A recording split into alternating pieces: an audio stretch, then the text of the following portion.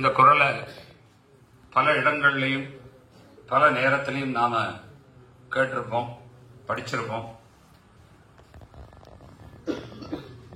ஒருத்தர் ஒரு விஷயம் சொல்றார் அல்லது நம்ம ஒரு விஷயத்தை பார்க்கிறோம் அப்படின்னாக்கா அந்த விஷயத்துல அல்லது அவர் சொல்லக்கூடியதுல அங்க நடக்கக்கூடிய காரியங்கள்ல எவ்வளவு தூரம் சத்தியம் இருக்கு, அது எவ்வளவு தூரம் யோஜ்யமா இருக்கு அப்படிங்கறத அடிக்கடி நாம சிந்திச்சு பார்க்கணும். மகோத்சவ காரியங்கள்ல நிறைய சத்விஷயங்களை பத்தி ஒவ்வொரு நாளைக்கும் தெரிவிச்சிருக்கோம். நம்ம கிட்ட இருக்கக்கூடிய ஒரு மிகப்பெரிய ஒரு கவனக்குறைவு, தவறுன்னு சொல்ல மாட்டேன், கவனக்குறைவுன்னு தான் சொல்லணும்.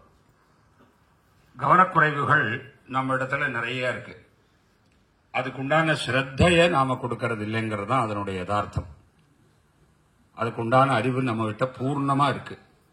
ஆனா நாம் அதுக்குண்டான முக்கியத்துவத்தை பல நேரங்கள்ல நாம கொடுக்கறதுக்கு தவறிடுறோம்.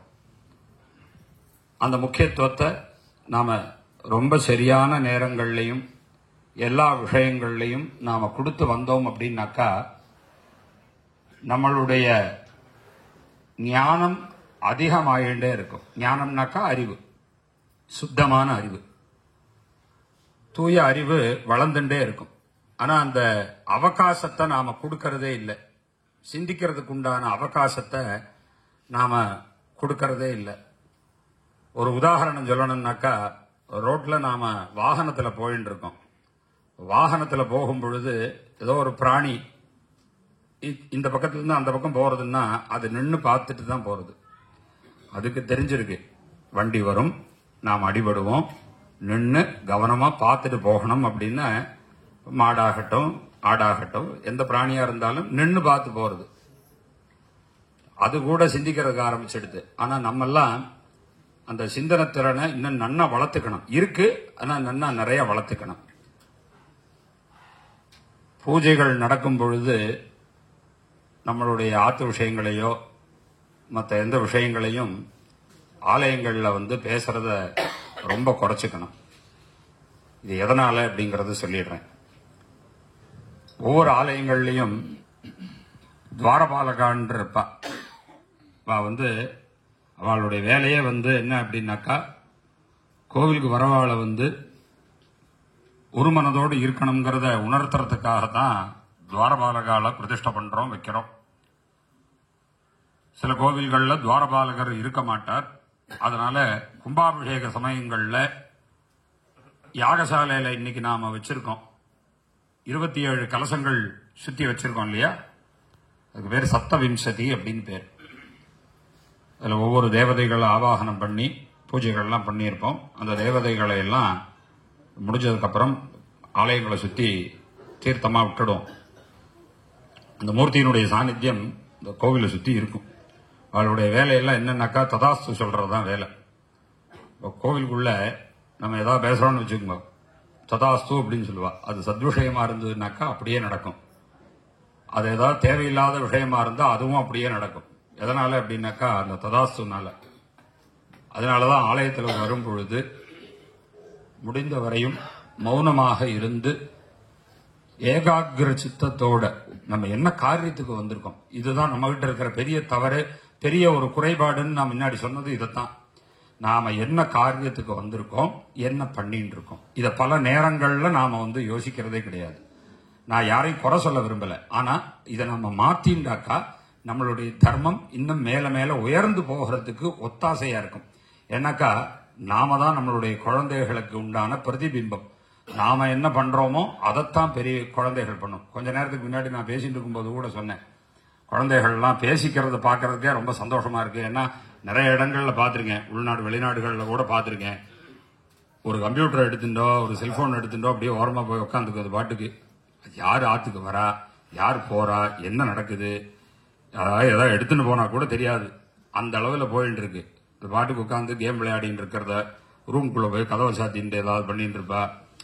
மக்களோட பேசுறதுங்கிறதே ரொம்ப குறைஞ்சு போயிடுது. ஒருத்தர் இன்னொருத்தரோட பேசணும்னாக்கா என்னுடைய மூளை அவரோட மூளையோட ஒத்துணைஞ்சு போகணும் இல்லையா? அவர் பல சிந்தனை இருக்கும், அவருக்கு எனக்கு பல சிந்தனை இருக்கும். இப்ப என்னுடைய சிந்தனைகள் அவரோட ஒத்து போறது இல்லைங்கிறதான் பல பேருடைய பிரச்சனை. அது ஏன் ஒத்து போகணும்? அவர் அவரோட அபிப்பிராயத்தை சொல்லட்டும். அது நம்ம அபிப்பிராயத்தோட எவ்வளவு தூரம் ஒத்து போகிறது, அவர் சொன்னதுல எவ்வளவு தூரம் உண்மை இருக்கு, அவர் சொல்றத நான் எடுத்துக்கலாமா, அது வாழ்க்கையினுடைய வழிகாட்டியா நான் வச்சுக்கலாமா, அதபடியே நான் பின்பற்றி போகலாமா, இதையெல்லாம் நாம நிறைய சிந்திக்க தவறோம். இதனால என்ன ஆகிறது அப்படின்னாக்கா, ஏதாவது புலம்பின்னு இருப்பார், அவருக்கு வேற வேலை என்ன, ஏதாவது ஒன்று ஏதாவது சொல்லிட்டு இருப்பார், அவர் பாட்டுக்கு ஏதாவது பேசிட்டு கட்டும் போ. இப்படியே நம்ம நிறைய பேரை நல்லவாழ கூட இதே மாதிரி ஒரு காரணம் சொல்லி ஒதுக்கிடுறோம். சிலவா அந்த மாதிரி இருக்கா, ஆனா நான் எல்லாரையும் சொல்ல விரும்பல, ஆனா நிறைய நல்ல மனுஷால் இருக்கா. அவளுடைய எக்ஸ்பீரியன்ஸை நம்ம கிட்ட பகிர்ந்துக்கணும்னு வரும் பொழுது நாம அதுக்கு அவகாசம் கொடுக்காம இருக்கும் பொழுது என்ன ஆகுனாக்கா, நிறைய நல்ல விஷயங்களை நாம கத்துக்க வேண்டிய விஷயங்களை கத்துக்க முடியாம தவற விட்டுடுறோம். அந்த அவகாசத்தை நாம கொடுக்கணும். அது சரியோ தப்போ, பின்பற்றுறோமோ பின்பற்றலையோ, அது அங்க பிரச்சனையே கிடையாது. ஆனா அப்படியா, ரொம்ப சந்தோஷம் அப்படி சொன்னோம்னாக்கா அவளுக்கு மனசுல ஒரு சந்தோஷம் ஏற்படும். அந்த சில நேரம் ஏதாவது ஒரு தருணத்துல அந்த ஒரு அவர் சொல்லியிருக்கக்கூடியதுல ஒரு வாக்கியம் அதுல நமக்கு வரலாம் பின்னாடி, அதை நாம உதாசீனமா விட்டுட்டோம் அப்படின்னாக்கா அது நமக்கு தான் இழப்பு. இது நாம பண்ணும் பொழுது நம்மளுடைய குழந்தைகள் இதையே பார்த்துட்டு நம்மளையே சொல்லும், அவர் அப்படித்தான் ஏதாவது உளறின்னு இருப்பார், விடு நீ பாட்டுக்கும் வேலையை பாரு அப்படின்னு நம்ம குழந்தைகளை நம்மளையே சொல்றதுக்கு உண்டான ஒரு அந்த காலி இடத்தை நாமளே விட்டு கொடுத்து விடுறோம். அதெல்லாம் இல்லாம எப்பொருள் யார் யார் வாய் கேட்பினும் அப்பொருள் மெய்ப்பொருள் காண்பதறிவு, இதைத்தான் முன்னாடி சொன்னேன். யாராவது ஏதாவது சொல்றதா இருந்ததுனாக்கா அதை வாங்கிக்குங்கோ, அனலைஸ் பண்ணி பாருங்க, அதுல எவ்வளவு தூரம் நமக்கு தேவையான நல்ல விஷயங்கள் இருக்கு, தேவையில்லாத விஷயத்தையும் சொல்லியிருப்பார், அது எல்லாத்தையும் தள்ளிடலாம், தேவையானதை எடுத்துக்கலாம். இது பல விஷயங்கள்ல கோவில்ல பூஜாதி கர்மங்கள்லயும் நாம விட்டுருக்கோம். நிறைய மந்திரங்கள் சொல்றோம் இல்லையா? கொஞ்ச நேரத்துக்கு முன்னாடி கூட விஷ்ணு சகஸ்ரநாமம் பாராயணம் பண்ணா நிறைய பேர் பேசிட்டு இருந்தா, ஆனா சில பேர் உண்மையா ஆத்மார்த்தமா பாராயணம் பண்ணிட்டு இருந்தா. பேசிட்டு இருக்கிறவாளுக்கு நான் சொல்லக்கூடிய ஒரு சின்ன ஒரு விளக்கம், இந்த விஷ்ணு சகஸ்ரநாமம் பாராயணம் பண்றோமே, அதுல ஒரு வரி வரும், நமக்கு அறியாமலே நாம சொல்லிட்டு இருப்போம், வியாசம் வசிஷ்டனத்தாரம் சக்தே பௌத்திரம் அகல்மஷம் பராசராத்மனம் வந்தே சுகதாதம் தபோநிதி வியாசாய விஷ்ணு ரூபாய வியாசரூபாய விஷ்ணவே நமோ வே பிரம்மனிதே வாசிஷ்டாய சொல்லிட்டே இருப்போம். வாய் தனியா வரும். அதுக்கு என்ன பொருள்ங்கிறதையாவது அட்லீஸ்ட் தெரிஞ்சுக்கணும் இல்லையா? எதுக்குமே அர்த்தம் இல்லாம நம்மளுடைய பூர்வீகால் நம்மளுடைய ஆச்சாரியர்கள் எதையுமே செஞ்சு வைக்கல, எல்லாத்துக்கும் அர்த்தம் இருக்கும். அதை தேடி கண்டுபிடிக்கணும், அதுதான் நம்மளுடைய வேலை. அவர் என்ன அர்த்தத்துல, என்ன மனோபாவத்துல, எந்த சந்தர்ப்ப சூழ்நிலைகள்ல அதை சொல்லி இருக்கார் அப்படிங்கறத தேடி கண்டுபிடிச்சு ஆராயணும். நமக்கு அதுக்குண்டான சக்தி இல்லையா, அது தெரிஞ்சவாகிட்ட அதை கேட்டுண்டாவது அந்த சந்தேகத்தை விளக்கிக்கணும். சந்தேகத்தோட வச்சுட்டு இருந்தோம்னாக்கா நமக்கு எதுவுமே விளங்காது. வியாசம் வசிஷ்ட நப்தாரம், நப்தான்னாக்கா கொள்ளு பேரன் அர்த்தம். வசிஷ்டாங்கிற பிரம்ம ரிஷியினுடைய கொள்ளு பேரன் வியாசர் அப்படிங்கிறவர். வியாசம் வசிஷ்ட நப்தாரம் சக்தேகே பௌத்திரம், பௌத்திரம்னா பேர குழந்தை, சக்திங்கிற ரிஷியினுடைய பேர குழந்தை.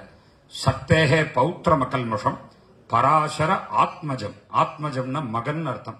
பராசர முனிவருடைய மகனாக இருக்கிறார். பராசர ஆத்மஜம் வந்து சுகதாத்தம் தபோநிதி, சுகபிரம்ம ரிஷியினுடைய தாத்தான்னா அப்பா, சுகபிரம்ம ரிஷியினுடைய தந்தையாக இருக்கிறார்.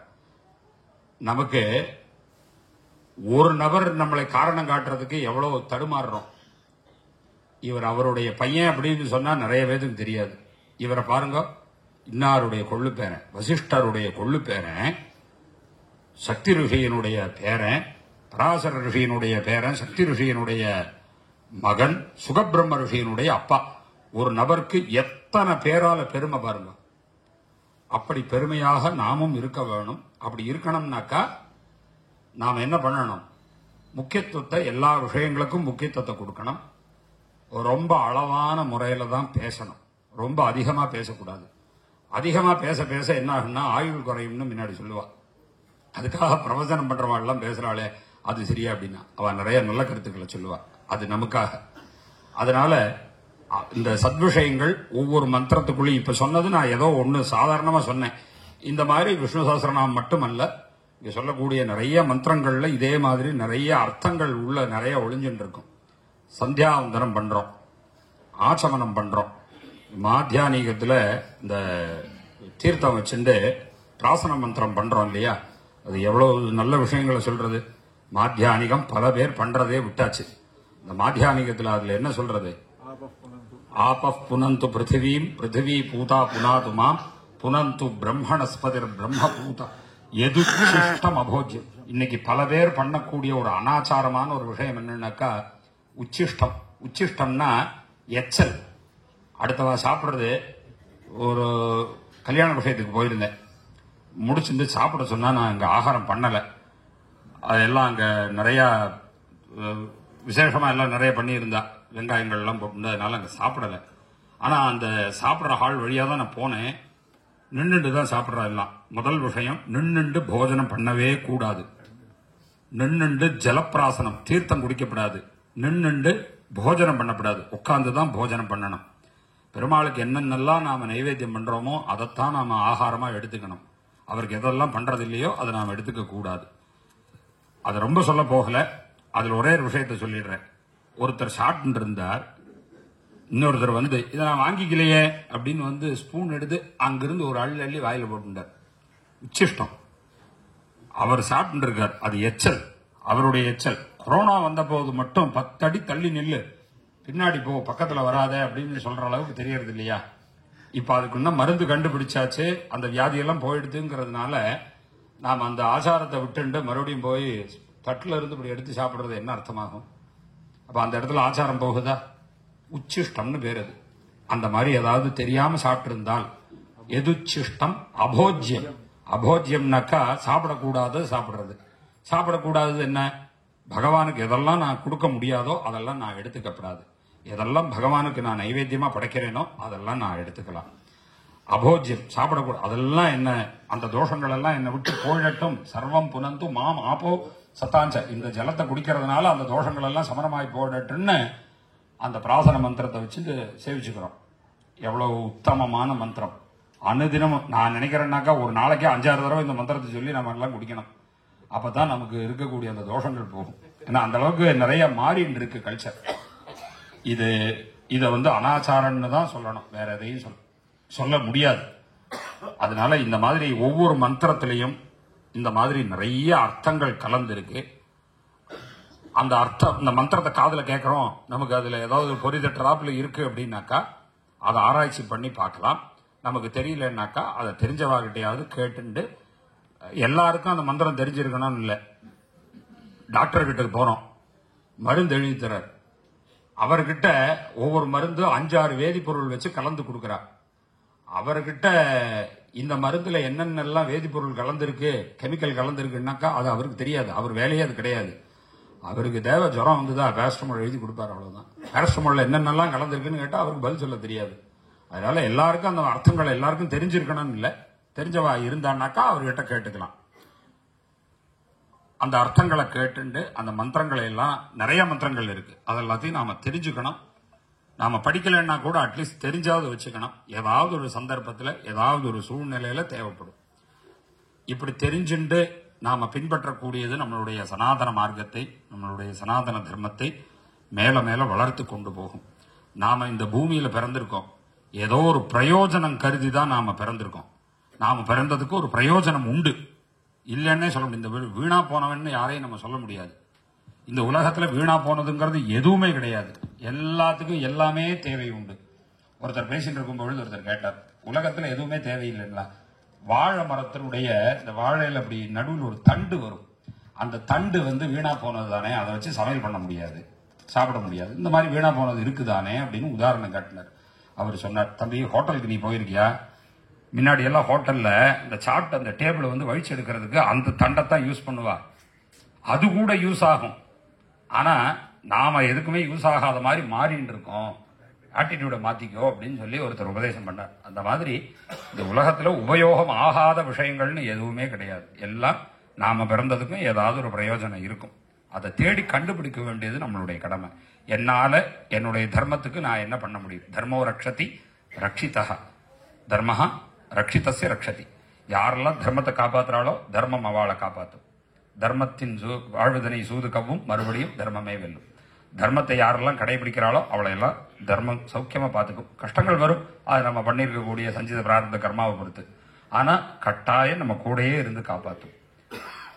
அதனால எல்லாரும் நம்ம தர்மத்தை ஃபாலோ பண்ணணும், அதை பின்பற்றி வர வேண்டும். நித்தியப்படி இருக்கக்கூடிய அனுஷ்டானங்களை பண்ண வேணும். விரத்தாதி கர்மங்கள் இருந்தால் அதை பின்பற்ற வேணும்.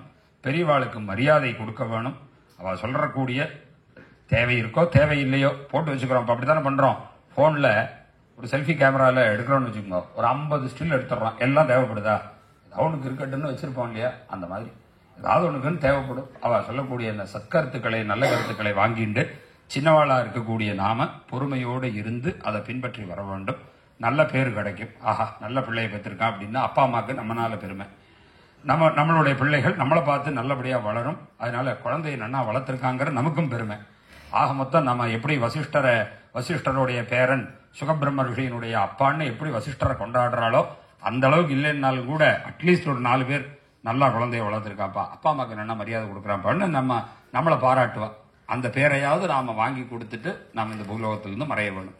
அதனால சதாச்சாரங்களை எப்பொழுதும் பின்பற்றி நல்ல பிள்ளைகளாகவும் நல்ல மானுடர்களாகவும் இந்த பூமியிலே வாழ்ந்து எல்லாம் வல்ல ஹரிஹரபுத்திர சுவாமியினுடைய அனுகிரகத்தையும் நாம பெற்றுக்கொண்டு வாழ்விலே உத்தமமாக முறையில் வாழ்ந்து இறைவனுடைய பதத்தை சேர்வோம் என்று தெரிவித்துக் கொண்டு இந்த அளவிலே இந்த 5ஆம் கால யாக பூஜையினுடைய மாலை பொழுது தீபாராதனைகளானது நிறைவு பெறுகிறது. நாளைய தினம் காலை சரியாக 6 மணி அளவிலே யாகசாலை பூஜைகளானது துவங்க பெற்று அதனைத் தொடர்ந்து பூர்ணாபிஷேகம், சுவாமிக்கு நாளைக்கு பூர்ணாபிஷேகம், மகன்யாச பாராயணங்கள் எல்லாம் துவங்கி நடைபெறும். அதனைத் தொடர்ந்து மகா தீபாராதனைகள் எல்லாம் நடைபெறும். நாளை சாயங்காலம் ரதோத்சவத்தை முன்னிட்டு மாலை சரியாக 5:30 மணி அளவிற்குள் பலிகள் எல்லாம் போட்டுண்டு ரதத்தில் இருக்கக்கூடிய எல்லாம் உள்ள ஸ்ரீ ஹரிஹரபுத்திர சுவாமிக்கு மகா தீபாராதனை செய்வித்து 5:30 மணிக்கு மேலாக ரத யாத்திரையானது செய்யப்பெறுகின்றது. அதனைத் தொடர்ந்து அடுத்த நாள் ஞாயிற்றுக்கிழமை காலையிலையோட இந்த மகோத்சவம் பூர்த்தியாகிறது. அவரோகண கர்மாவோட பூர்த்தியாக போறது.